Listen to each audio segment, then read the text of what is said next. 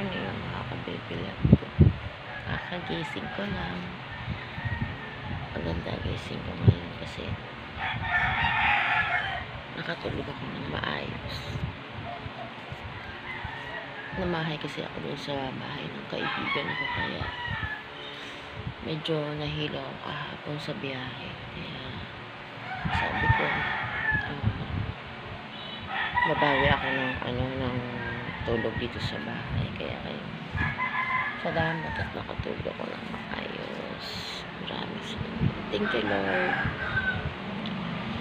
Magkana na naman. Papatay ako ng ilaw sa rooftop tsaka sa baba. Kaya ako baba. Gusto ko lang i-flex. Bigay niya tong damit na to. Ayan siya. Bagay pa mga kababilan ko. Yan, bigay niya kaya isusuot ko, syempre. So, maganda naman siya kasi may pagka-sexy. Pagka-sexy siya dito banda. Gusto ko nga tanggalin yung ganyan siya.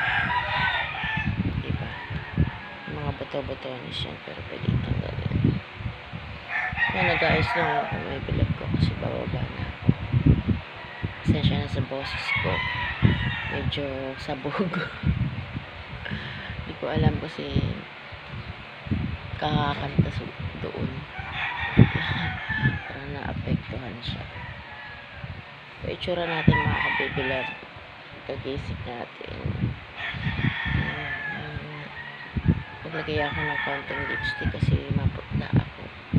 Tapos, konting pulbo-pulbo lang. Yan lang. Yan ang itsura natin pagkagising. Good morning sa inyo. Maraming salamat sa panonood ng mga video ko. Sana huwag kayo magsawa kahit hindi masyado maganda yung content ko po. Luto-luto, lakad-lakad lang. Tapos yung tungkol sa pick up lang. Maraming salamat sa pag-subscribe. Thank you. Sana hindi kayo magsawa sa mukha ko. Kasi yun lang naman kaya akong i-content. Minsan sa mga bata. Kaya maraming salamat sa mga nagsusubscribe. Sana hindi kayo magsawa sa akin.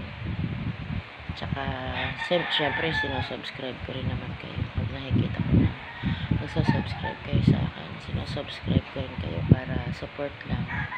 Support lang tayo sa bawat isa.